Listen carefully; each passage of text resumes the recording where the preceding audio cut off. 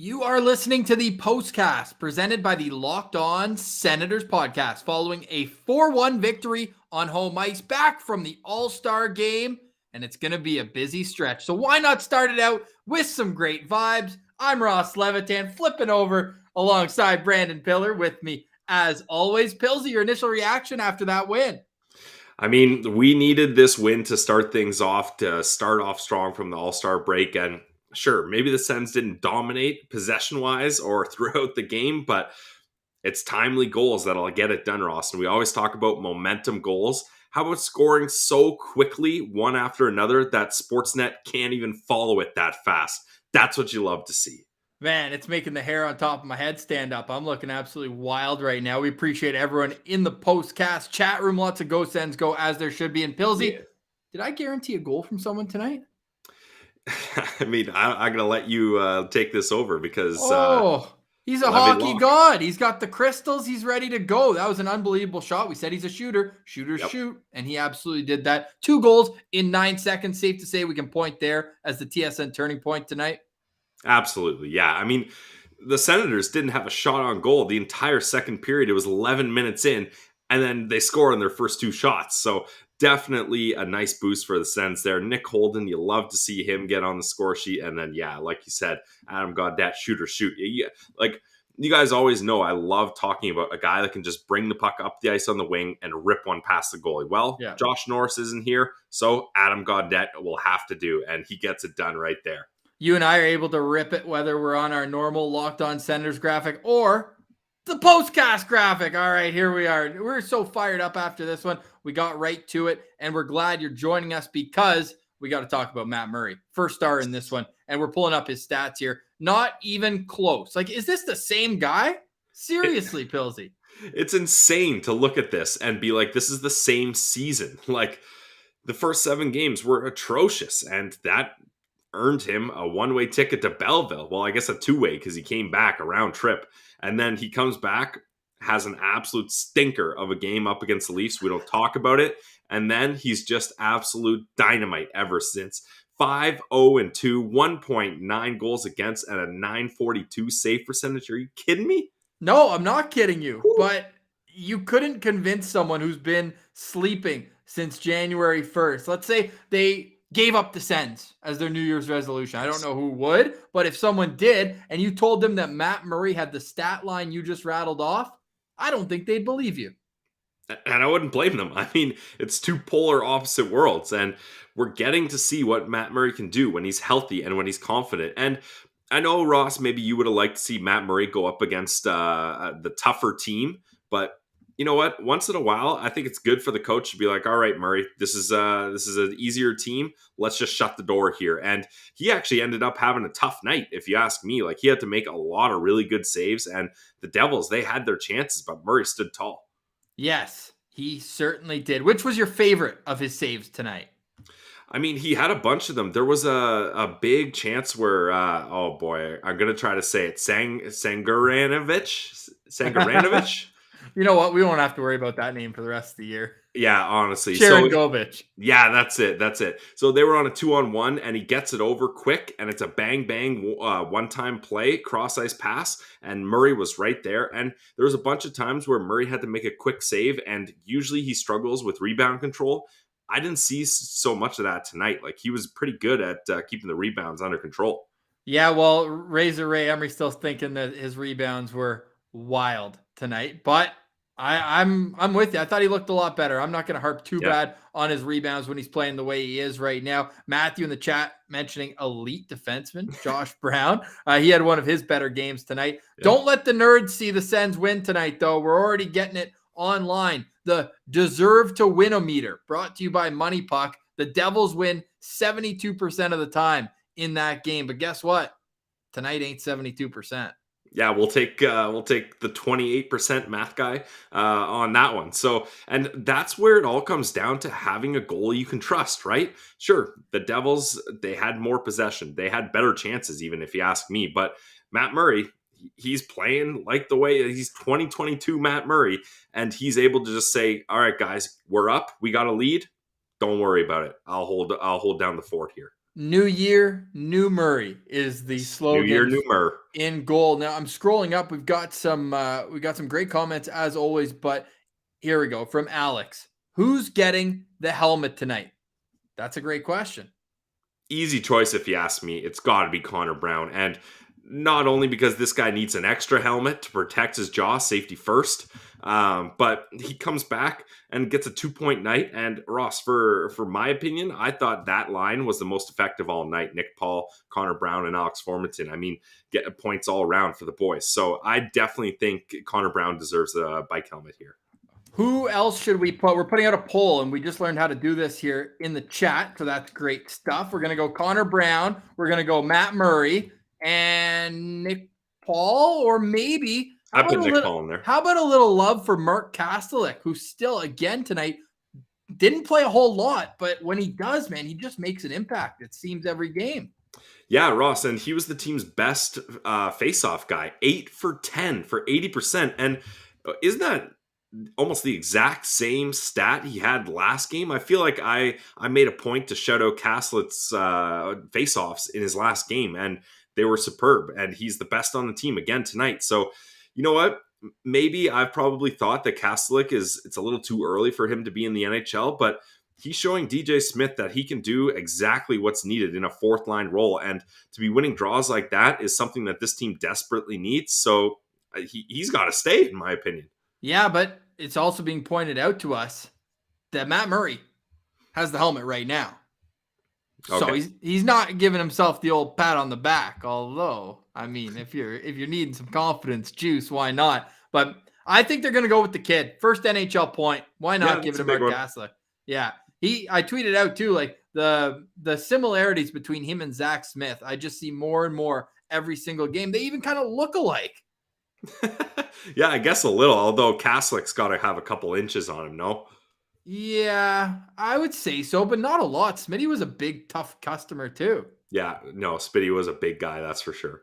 So Mark Kastelik, just like Zach Smith, he's great in the face-off circle, 80% in back-to-back games, well over 50% for his season/career. We don't have the exact numbers yet. People are asking in the chat. They update those once the numbers go in from this game. The Postcast is too current to have those numbers yet. We'll get those in Locked On Senators tomorrow on the show. If you're driving to work, waiting for LOSP to drop around noon tomorrow, here's your scoring summary in tonight's game. Nico Hischier opened the scoring on a power play 9 seconds into the power play, and save that number 9 for later on. But Nico Hischier, great tip from Jesper Bratt and Damon Severson, and that put them ahead 1-0. But Nick Paul answered less than 5 minutes later. The assists go to Connor Brown and Alex Formanton. In the second, Nick Holden, stay hot, Holdy. Safety first, goals in back-to-back games for the big defenseman. Assists go to Zach Sanford, and then they later on added another one for Mark Kastelik, although some thought maybe he got a stick on it for his first NHL goal. It doesn't be the case. At least he gets an assist. And 9 seconds later, it's Adam Gaudette on the rush. Tierney to Shabbat to Gaudette. He shoots, he scores, and then Connor Brown puts it away 4-1 midway through the third period. Assists go to Nick Paul and Artem Zub. So lots of great performances from tonight's game. What are you looking at to build off of heading into a second half of back-to-back? Well, I'll stick with the goaltending because, look, Murray just showed he's able to shut things down, and if you get a lead, he can hold on to it. Let's see if Forsberg can give the Sens the same opportunity here. We know Forsberg has played well up against the Hurricanes in the past. It's a back-to-back game, so the boys' legs are not going to be as fresh as they were tonight, and you're going up against a much tougher team. So can Forsberg at least keep this team in the game? Because they're going to have a hard time keeping up with the Carolina Hurricanes. Yes, but the good news is, at least this time, because when they went to Carolina, it was second half of back-to-back as well, if I'm not mistaken. Yeah, I think earlier it was. On the season. Well, yeah. At least both teams are playing the second half of back-to-back, and this time Carolina will have to travel. They were tied last I checked with the Toronto Maple Leafs, and now they'll have to travel. It's a short one, but they'll get into Ottawa late tonight and have to play on their second end. Going to OT too, so they'll be extra tired. Well, there you go. Play it out. Make sure it's physical. There's actually a great fight in that game too between Brendan Smith and Wayne Simmons, but that's neither here nor there. The story of tonight's game is 32 saves from Matt Murray. He gets his 5th win since January 2nd, and he's only played 7 games, gets a overtime loss in the other 2. Guys, this is also impressive. Somebody pointing out too, Thomas Chabot +3 tonight. Well, he only played 23 minutes and 57 seconds. That's what happens when you can control the game earlier on. You can save his legs a little bit later. Now Nikita Zaitsev. He's back, and it didn't take him long to have a negative impact on the game. Yeah, it's too bad. That's one of those boarding plays where the player kind of switches up his angle on you and you're already kind of going through with your check. It needs to be called. I'm not saying it's a bad penalty or anything like that. That's the only penalty of the entire game, Ross, which is very rare. And you know what? It's not a great call, but again, that's probably reflexes kicking in there. A guy that hasn't played in quite some time. And I'll give Zaitsev a little pat here because he makes up for it on a nice diving play to break up a 2-on-1, but he swings his stick around as he's falling, and that breaks up the pass going across ice, and that ended up being a really big play. So I'll give him an even clean slate on this one. All right, sounds good. Yeah, but the big keys on this one defensively, of course, Matt Murray standing tall, but all the defensemen are within 6 minutes of each other in ice time, and that just keeps the ball rolling. And I think we're going to see that pay its dividends in tomorrow's game when the legs are a little bit tired on the second half. But even up and down the forward lineup, this had to be a concerted effort by DJ Smith in the first game back from the All-Star game, knowing it's going to be a busy stretch. Nobody played single digits tonight. And usually the Sens have 2 or 3 guys that do on any given night. The least amount of ice time, I'll let you guess. Who played the least amount of ice time in today's game for the Ottawa Senators? Got to be Chris Tierney. No, it's a surprising answer. I'll give you one more guess. Sanford. No, Sanford was right in the middle of the pack. Adam Gaudette, the goal scorer, still played the fewest amount of minutes. I mean, when you're up, you don't need a guy who's a defensive liability out there on the ice. So that's fair. You know what else also plays into the whole even ice time? There were 9 seconds of special teams in this game. Yeah, 9 seconds. That's it. Wow. How rare is that? I'm looking at PP time on ice, shorthanded time on ice, just 9 seconds for 4 guys. That's it. Everything else very rare. Yeah. And that's the thing. You gotta there was that one penalty, but overall the Sens played a disciplined game. They didn't let things get away from them. They didn't let the Devils get under their skin or anything like that. So I mean, kind of a boring whatever midseason game, but the Sens get it done. Yeah, they get it done. A win's a win's a win, especially there's going to be some tough ones. And I'm not saying this was an easy game. Again, 32 saves for Matt Murray. The Sens only had 12 shots through 2 periods. Yeah. But what they did do was bury when they had to. They're playing against an inexperienced goalie who's in his 3rd NHL game, and you take advantage. You have to. Good teams win home games against bad teams all the time. And Joe Bell pointing out it was a sleepy game. I feel like the Devils and Senators bring the worst out of each other all the time. They play some boring games. I'd agree, especially when both of them are lower in the standings. Not the greatest. And when 2 of the Devils' top players are out, 2 of the Sens' top players are out. So that'll happen. Yeah, and the Devils without both their typical goalies in this one. All right, let's see what Sugar Ray Emery has to say about this here. We'll get to his point. We'll get some Sen Central standouts, and then we'll kick it off to tomorrow's Locked On Senators, give you a little preview of what's to come. Sugar Ray Emery saying, they should be rotating Branny, JBD, and Thompson with Chabot since we switched to development. Zaitsev does not work at all. Your thoughts on that? I mean, that's pretty fair. And from the fans' perspective, that's definitely the way you want to see things go, especially with what we talked about on today's show. Like, what are the Sens going to do with Zaitsev's looming bonus in the summer? So if he's not going to be a part of your plans, don't force him in there and use this time. It's kind of at a point in the season where you're not really expecting to make playoffs, but also you're not trying to tank for the bottom either. So use this. The most important thing is to develop the kids like they promised they were going to do. So I think that's a good idea. I think really it needs to be Branny's time to shine. And if there's injuries or what have you, bring up JBD or Thompson. But I think like Brandstrom just plays so well when he's up there with Chabot. So why not give him that opportunity? And like I mentioned, Zaitsev on the bottom pair is very effective in that role. So why not just have him down there? Even if it's I don't know, Mete Zaitsev we saw did not work earlier this season. But and especially with Josh Brown playing his way into the lineup and keeping his job here. So I don't know what you do with Zaitsev, but I'm here for Branny and Chabot for sure. Steve on Sens pointing out that the Senators are only 19 points out of a playoff spot. Only. With 41 games to go. Only, buddy. Only. Yeah. Oh, man. All right, let's get some Sed Central standouts. I have a feeling I know your first one, but why is he your number one standout? Well, yeah, my first one's going to be Matt Murray, and it's been a little bit of time here, a break since he's played, so he's had to reset, and I think that's probably a good thing for Matt Murray too. I think he needs these breaks and resets, and now he's continuing his hot streak. Like if he can keep going like this, I think we're going to see a lot of fans do the Homer Simpson meme where he's outside of the bush, and it sends fans being like, "Gotta buy out Murray. Murray's terrible." Blah blah blah. Then these stats come up and hiding into the bush here with with the Murray hating comments. That's for sure. So I've been cheering for Matt Murray all along, and I knew he had this in him. It was just, when is it going to happen, and how consistent can he be? And he's doing it. So Matt Murray keeping this team in the game, even though they're getting outshot. All they needed was a lead, and he shut the door. I love to see that as a goalie-friendly show. Yes, certainly. I appreciate that as well. Sorry, you went with Matt Murray, right?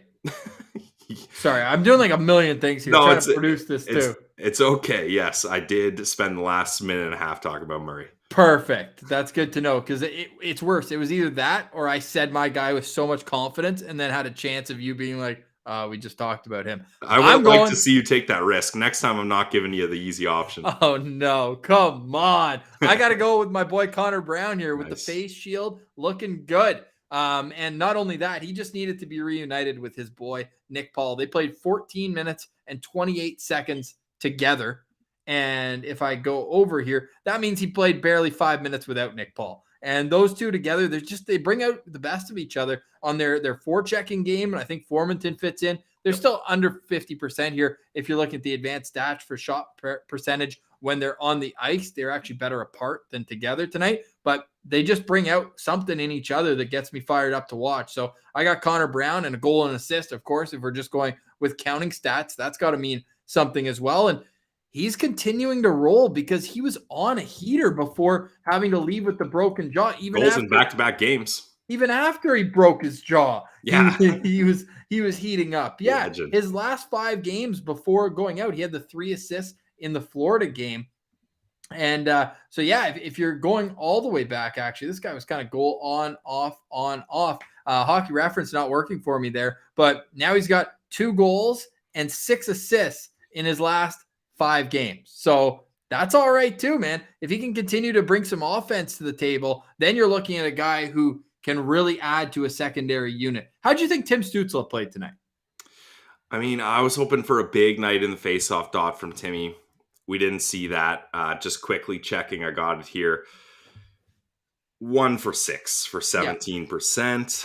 It still needs work, but it's going to take time. That's fine. I thought he had some really good chances, though. He's doing Josh Norris's shoot first center role. Like, he's been shooting the puck a lot more when he's been on that top line with Brady Tkachuk and whoever on the right wing. And I've liked that because Tim Stützle has one hell of a shot if you just use it more. It's kind of like Jason Spezza, right? When he played, like, Spezza would go out of his way to lose a shooting lane and force a pass. When it's like, man, you have an amazing shot when you decide to use it. Use it. Yep, no question. You know who else has an amazing shot? Adam Gaudette, who played the least on this team tonight. But I'm excited to see him tomorrow. I think we're going to see a better effort tomorrow. Usually second half of back-to-back, the legs are a little bit struggling. No, there's no excuse coming off a 5-day break. They have to come out strong. And I'm curious if we're going to see more Eric Brandstrom with Thomas Chabot tomorrow than we saw tonight. Pulling up the stats, if you had to guess, and I know you love guessing, how much time do you think Brandstrom and Chabot played together tonight? It seemed like they were out there quite a bit, but it also seemed like Chabot was double shifting with Zaitsev out there too. I got to say, since you said no, 11 minutes. Not even close. What? 3 minutes and 25 seconds. Damn, I thought it'd be a little... I mean, I guess Chabot only played 23 minutes, so I kind of had in my head of his 28 usual minutes, how many minutes were with Brandy. With Brandstrom, they played 3.5 minutes. While they were on the ice, the Senators had 6 shots and the opponent had 2. When he was on the ice with Nikita Zaitsev for 17 minutes and 20 seconds, the opponent had 33 shot attempts, and the Senators had 10. I mean, It's not like the sample size is great for Brandstrom and Shabbat, but we've seen sample size for them before. Definitely. They each were on the ice for 1 goal for and none against. So lots to get into on tomorrow's Locked On Senators. I think a great topic is how to handle Shabbat's pair throughout the rest of the season. And we're also going to talk, is it Matt Murray tomorrow or is it Anton Forsberg? I know you're laughing because I know your answer, but we have to get into that and a whole lot more tomorrow. Any questions in the comments, bring them on right now. Otherwise, we'll save some for tomorrow's Locked On Senators. While you're here, hit the like button for the boys. Mitchell knows exactly where we're going with that. The thumbs up, it's easy, it's free. All you have to do is click the button and bang, goes a long way for us. We will finish off discussing Drake Batherson because we did a little bit today, but he was on the broadcast with Sportsnet. That's going to be amazing. If he can play 15 games, that's what he's targeting. That would be such a big boost at the end of the season for the playoff push, right? Yeah, exactly. Only 19 points out. Look, I know maybe last year the momentum at the end of the season kind of fell flat at the start of this season, but I do think there's something to be said. And we heard Pierre Dorion say he wants to have continuity from the end of the season to training camp. So if 12 guys don't get injured in training camp like they did this year, then hopefully we get to see that. And if Batherson can come back, stay hot with the boys for the end of the season and carry that momentum into next season properly this time, then that's amazing. And I mean, just selfishly, I'd love to see Batherson play. So let's get him out there if he can, healthily and safely.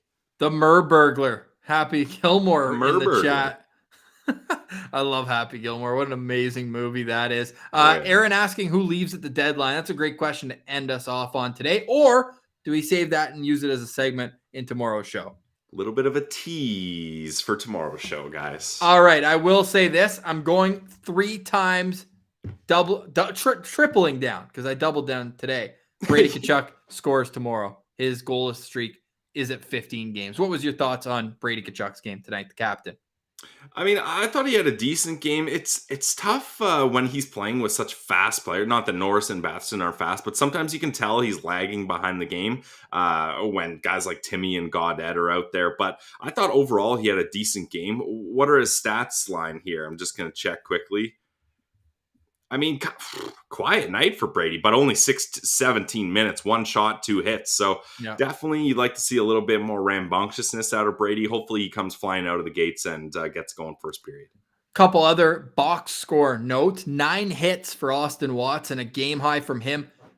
Mark Kaslitz, right behind him. 6 hits for Mark Kaslitz. Yes. He has an assist. He's +2, 80% in the faceoff circle. So if we were doing a 3 stars type thing, I go Murray, Connor Brown, Mark Kaslitz for me tonight with Thomas Chabot as an honorable mention as well. Yeah, I would do the same, except got to get Nick Paul as an honorable mention in there too. Yep, good game. Great stuff. Lots to build on tomorrow's effort. We'll tweet out at Send Central when we find out who gets the bike helmet today. So you can follow us along there on Twitter at Send Central. Drop a Go Sens Go in the chat. I've heard a rumor it will bring good luck to the fellas for tomorrow's game against the Carolina Hurricanes. No rest for the tired tonight. And we will give Brady an extra pass because he had a big weekend in Vegas. True. Had to enjoy himself. Welcome back to Senators hockey. 41 games in the next 81 days. That is going to be crazy. What a ride. We're going to be with you every step of the way on the Locked On Senators podcast. Thank you to everyone in the chat. You got to see me looking like Johnny Bravo. Pilsy's looking sharp here in the postcast after a 4-1 win that saw 4 different goal scorers, the goalie playing great, and the team coming back after being scored on first. So all that to say, it's a great night to be a Sens fan. Get some rest. We'll do it all again tomorrow. For Brandon Piller, I'm Ross Levitan. This has been the Postcast following a 4-1 win over the New Jersey Devils.